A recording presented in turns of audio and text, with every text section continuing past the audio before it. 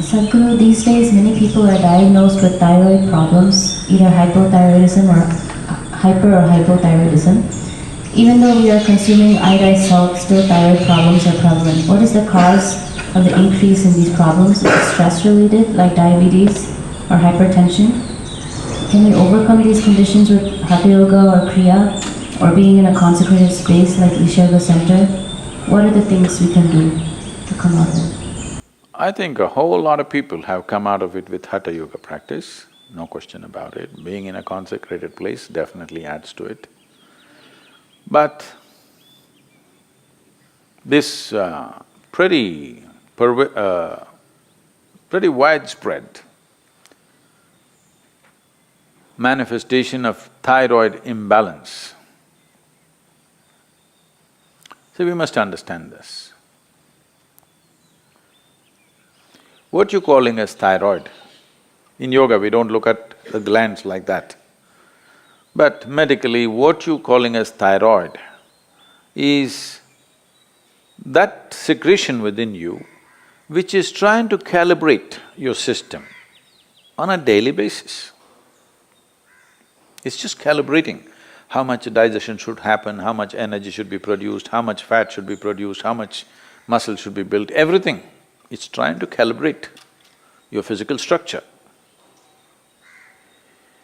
Your physical structure is very closely related to your psychological structure. Today, there is substantial evidence to show you that if you sit here and think of the mountain, your glandular function will happen in a certain way. If you think about a tiger, it'll happen another way. You think about an ocean, it'll happen another way. You think of a man or a woman, it'll happen another way. Just a thought, nothing. No contact with mountain, no contact with tiger, no contact with man, woman or ocean. Just a thought will fluctuate the glandular function. I'm saying that is how fine the system is, that it is trying to calibrate everything to keep you in a good place. The problem with you is, you need a bullock cart because you are the missing link. You need a bullock cart, but they gave you a fine spaceship. Every little thing will do a world of things. Simply if you touch it, go boom, boom, waves of stuff happening in the system. Simply if you look like this and make one conclusion about the tree, this will go into many varieties of chemical and other kinds of variations. Glandular functions will change. Wherever you may be, whether you're in Mumbai or New York or London, wherever, just look at the situation in which you're walking. Maybe socially you've gotten used to those things, but look at the kind of atmosphere you're walking in, the number of things that are happening, none of them are conducive for this life. You might have gotten adjusted to it. Maybe now you can't live out of those cities, that's another matter. But the life that you are is not seeking that kind of atmosphere. So the number of variations that are happening within you are not in your favor. Glandular dysfunction is just one manifestation.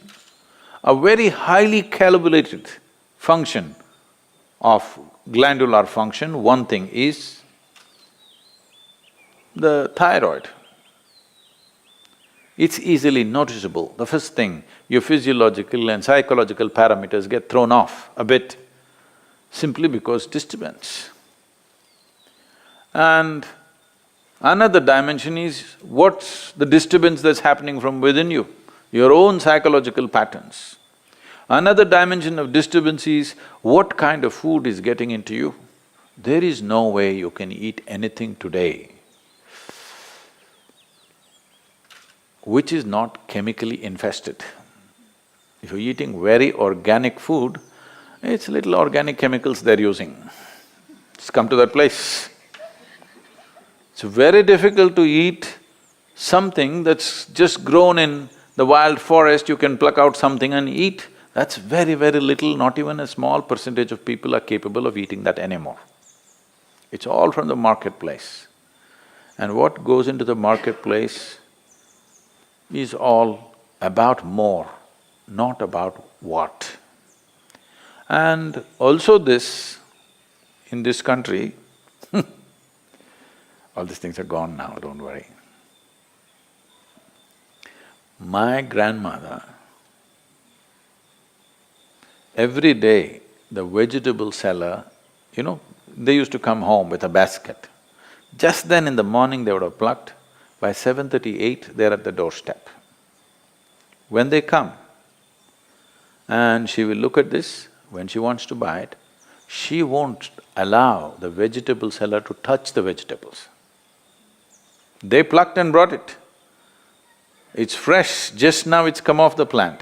But if it has to go into the balance or if she has to choose 1, 2, 3, 4 like this, she won't let them touch it. You don't touch my vegetables. This is not to keep bacteria away. She doesn't want that woman or that man to touch the vegetables that her children and grandchildren will eat. She will touch it in a certain way. She will fondle it, she'll caress it, she'll look at it like this, and then she will cut it and make it. Don't think this is all funny.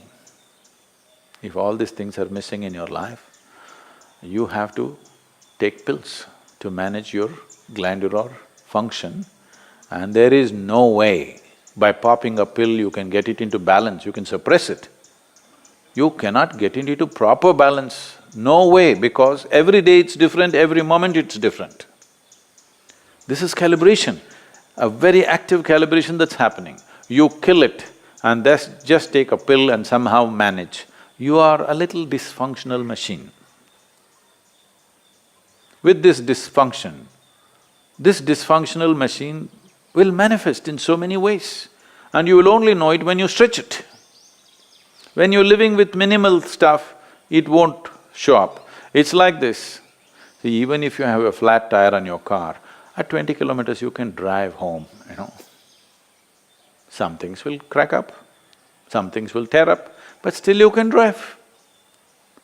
Only if you're hitting 200 kilometers per hour, then if the tire goes flat, then you know you fly off the road. So that's all it is. If all these things are taken care of well, now when you rev up your life to function at a much higher level, simply it'll go. Now you rev up your life without bringing that balance, then you see it'll freak. You will see this happening all around you every day. So, to invest that much into our lives, well, you can't leave your city and go and live in the jungle. You can't leave the atmospheres and go away. At least you must equip yourself so that those things don't have too much impact on you. It'll anyway have impact, but how much is the question? How much impact? At least within your home, surround yourself with some plants. If there is no space, fill your room. This is going to have some freaky bedrooms. Open up half the roof. Oh, but there's another floor above, Sadhguru. Okay, open up the damn walls so that some sunlight comes into you. Yes. Not everything is closed and just one air conditioner is going brrrr all the time. This is one thing, the reverberations around you are freaking this body completely, all the time, brrrr. Particularly when I'm outside the country, particularly in United States. Even in Europe it's little better. In United States, all the time something is buzzing, endlessly. When I come here, it's like, just still, which makes you alive. Everything is buzzing, you're like Most people are not conscious of it, but it's happening to them. The very fact that they're sleeping 8 hours a day is just that they are not living in their natural habitat. They are trying to protect themselves by sleeping.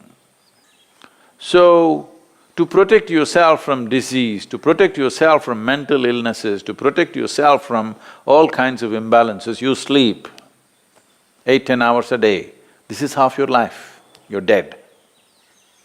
Death is always a good fix.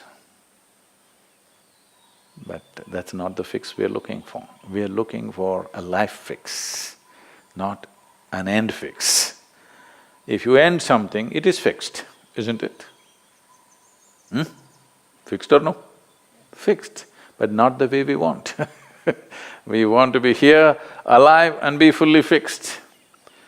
So if this has to happen, you can. I know you may look freaky, even I will think you're freaky. But you can bring some plant life into place where you sleep.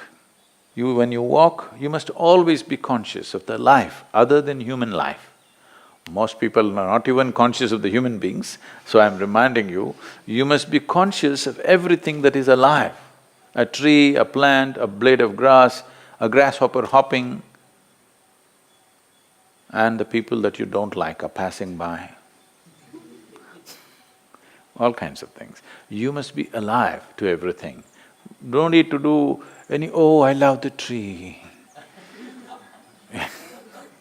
You don't have to love the tree. You have to be nourished by it. That's the only way to live.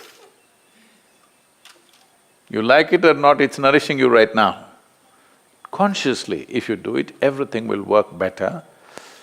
Something as simple as being alive to everything around you, indiscriminately, may regularize your thyroid problems. Of course, morning hatha yoga is there, kriyas are there, all these things will definitely help, and the consecrated, powerfully consecrated spaces are there. Many things. One of the main reasons is human beings are becoming less and less active as technology grows. In a day, on an average human being, how much activity, physical activity they used to perform in the past, previous generations of people, and how much physical activity all of us are performing right now is abysmally low. With such a low level of activity, keeping the balance in the system is difficult. So little imbalance, don't go to bed. If you feel little imbalanced, you must jump into activity. Wherever activity is happening with some vigor and joy, you must jump into that activity and do more and more of it if you're feeling sick. Really. Because the moment you go back, you're empowering that. Well, if you're very ill, that's a different thing. But otherwise, you must… we are talking about essentially glandular dysfunction of various kinds. Activity is a simple solution for everything. And don't make activity, for those of you in New York, I'm telling you, don't make activity, you have that health band on your thing. 10 steps, 12 steps. Don't do this, that's not the way to do activity, you may get more sick by doing that. Simply, joyfully doing something. Being joyfully alive. Activity is, if you do not know how to sit here and be exuberantly alive, just go and play.